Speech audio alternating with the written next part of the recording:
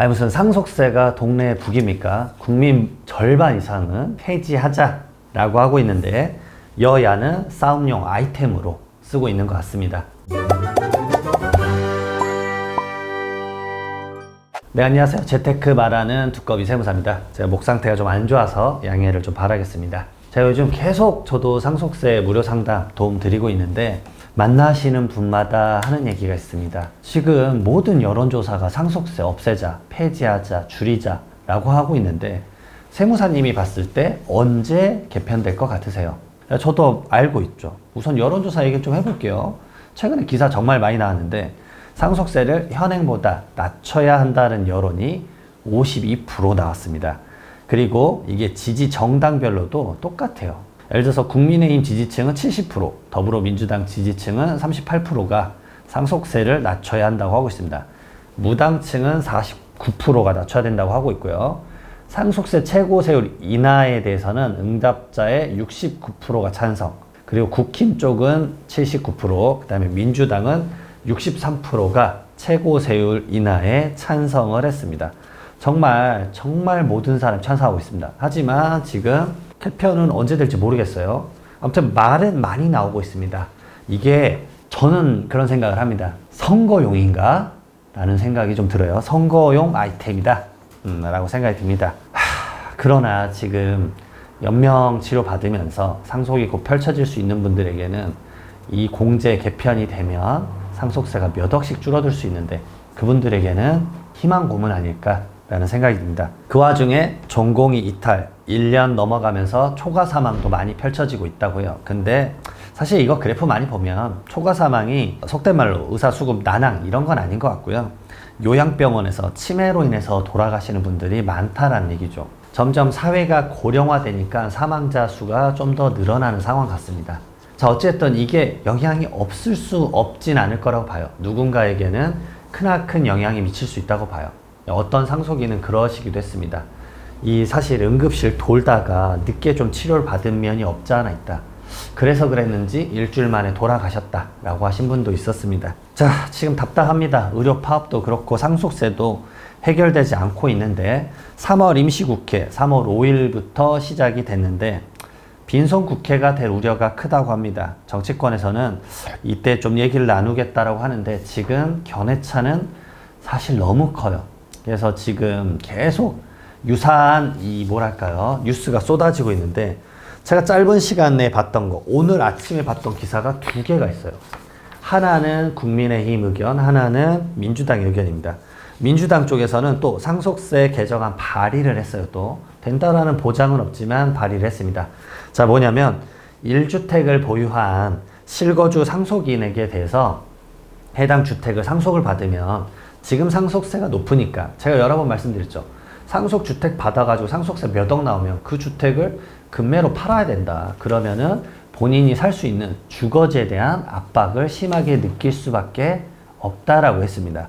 그래서 이 주택을 양도나 미래에 증여하는 시점, 결국은 소유권이 변동되는 시점까지 상속세 납부를 유예해 주겠다라는 방안을 추진하겠다라고 해서 대표 발의를 6일날 했습니다. 이번 개정안은 그래서 1세대 1주택을 보유한 실거주 상속인에 한해서 해당 주택 양도 증여하는 시점까지 상속세 납부를 유예하겠다라는 건데 저는 이런 생각이 듭니다. 납부를 유예한다라는 건 뭐 연부연납 같은 제도일 수 있어요. 그래서 몇 년간 유예해 줄지 첫 번째. 지금 유사한 제도가 조세특례제한법에 이런 상속세는 아니지만 다른 법에는 뭐 5년간 유예해 준다거나 이런 룰들이 있습니다. 5년 이후에는 어떻게 할 것인가 이런 고민이 안 들 수가 없죠. 그리고 이런 말씀을 주셨어요. 최근 상속세법 개편 논의는 단순히 감세나 증세가 아니라 상속세 부담 때문에 주거 안정이 침해받는 현실을 개선하기 위한 것이다. 실용적 논의를 하겠다. 근데 저는 이래 생각합니다. 조금 더 실용적 논의는 공제액수가 올라가서 당연히 원세액도 줄어들어서 이런 제도까지 굳이 안 써도 되는 게 맞지 않을까라는 생각도 좀 해봅니다. 물론 세수가 부족하기 때문에 그 면이 쉽진 않겠지만 두 가지가 병행되어야 될 수도 있다고 봐요. 그냥 원세액도 너무 높으니까 그것도 좀 줄어들면서 이렇게 1세대 1주택자가 과세를 유예할 수 있는 그런 관점도 같이 가져가면 좋지 않을까 실질적으로 상속인 분들은 이 금매로 5억, 10억씩 낮게 내서 팔더라도 사실 매수자가 없어서 고통받는 경우가 너무 많기 때문에 한번 그러한 것도 좀 참고해 주시면 좋지 않을까. 네, 이 상황에서 여당은 배우자 상속세를 전면 폐지하겠다라고 또 말을 하고 있네요. 국민의힘은 배우자 상속공제 전면 폐지하고 현행 유산세를 유산취득세로 전환하는 거를 개편을 추진하겠다고 얘기를 했습니다. 지금 말 그대로 이제 정치권 정말 상속세 공방이 뜨거워지네요. 배우자 상속세 전격 폐지는 뭐냐면 지금 대한민국은 배우자 상속공제를 최소 5억 원, 최대 30억 원까지 해주는데 그 배우자한테 주는 거를 전체 비과세 해주겠다라는 얘기죠. 말 그대로 배우자에게 주는 거는 세대 간의 부의 이전이 아니다 라고 보고 있는 겁니다. 저는 뭐 이거는 필요하다고 볼 수 있습니다. 근데 이제 이게 또 하나의 스노우볼이 될 수 있어요, 사실은. 왜냐면 그 배우자가 돌아가시면 그때는 상속세가 너무 많이 나올 수 있기 때문에 이게 무조건 눈앞에선 지금 좋은 상황일 수 있을지언정 미래에는 아주 큰 스노우볼이 될 수 있다는 거. 그리고 이제 유산 취득세로 바꾸는 건 사실상 쉽진 않을 것 같아요.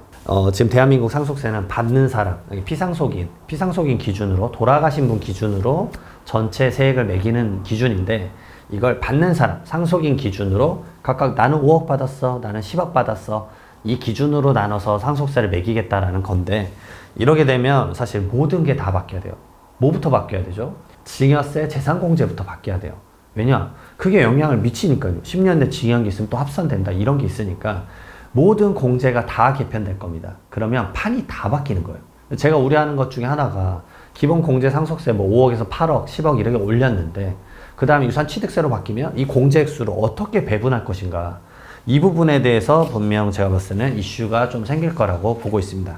어찌되었던 진짜 많은 이제 얘기가 오가고 있습니다.